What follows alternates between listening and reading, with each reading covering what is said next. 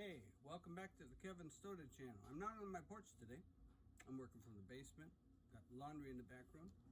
And we've got to talk about how we can counter far right and mobilize the country.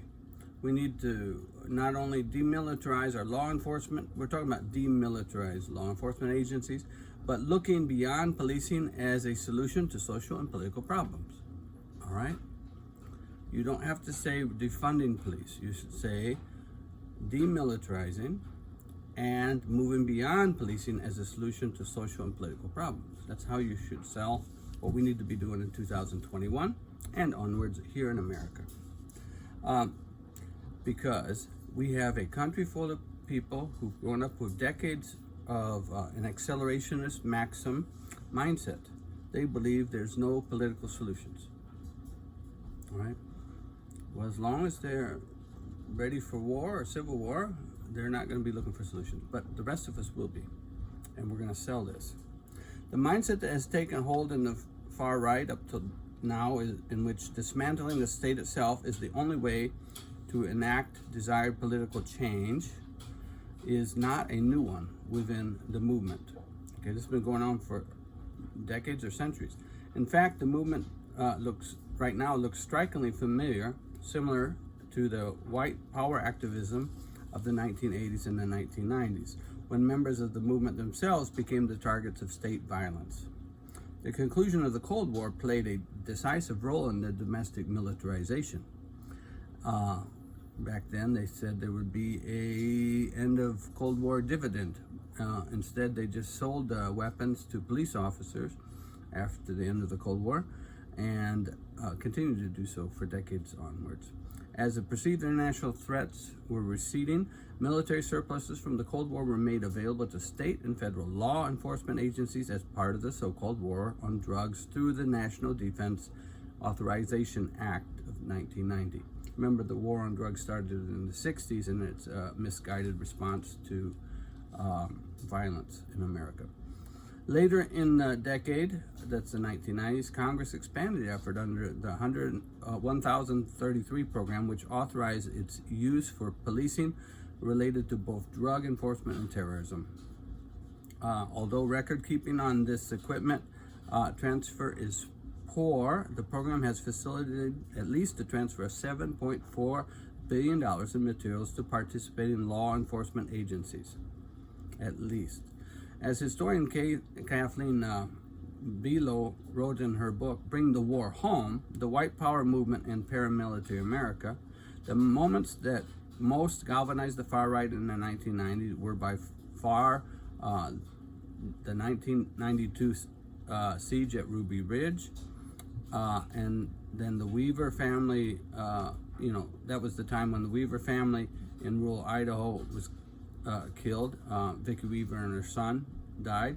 And the next year, the 1993 standoff at Waco, when 75 members of the Branch Davidian and apocalyptic religious sect died when their compound was engulfed by flames at the end of the standoff with ATF and FBI agents. Ruby Ridge and Waco, whereby government investigators conclude the fire was set by the Davidians, inflamed a renewed apocalyptic vision.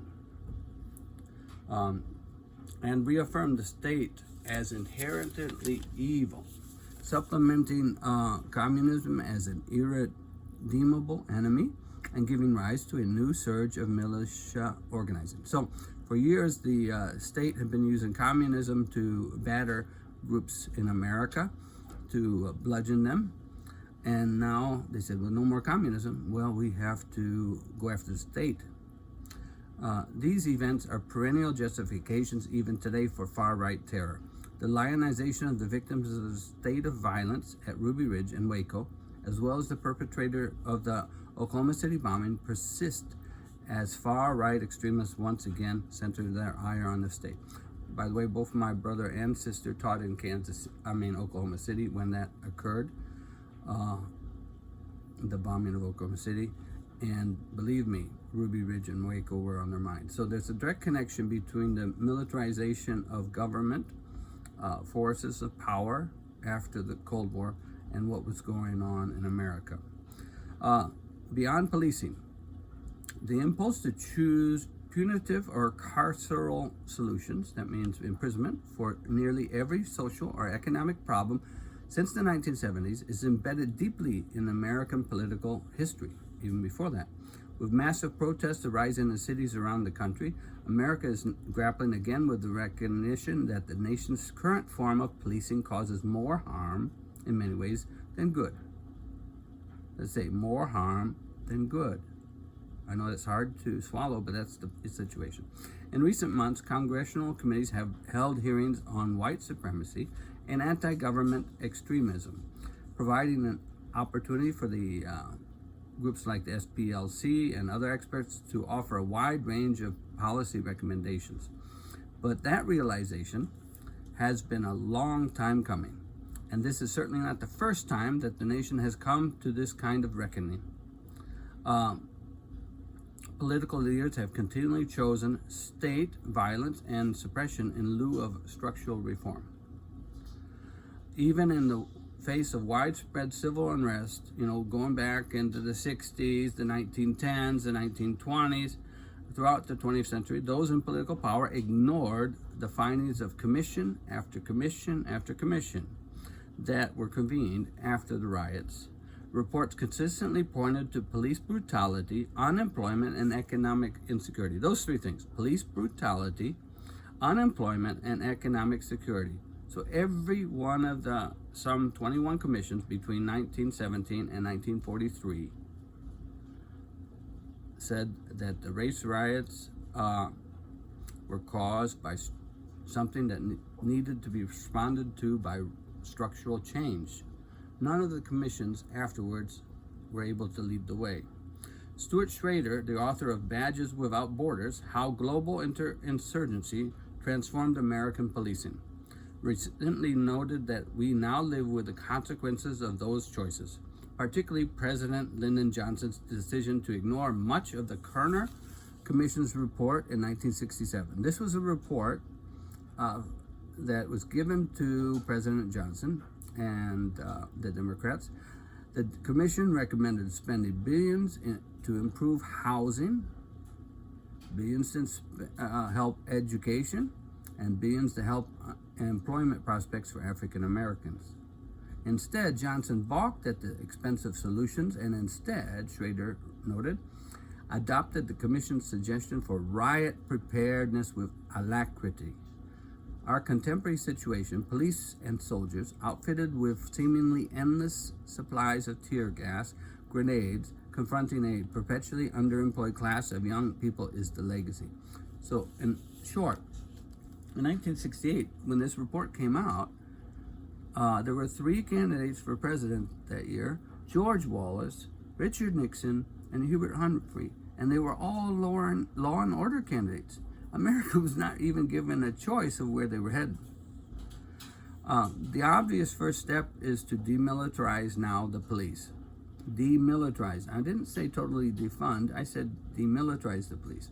First, by ending the 1033 program that has helped outfit the nation's law enforcement agencies with military-grade equipment and promoted military exchanges across the world with police agencies being involved.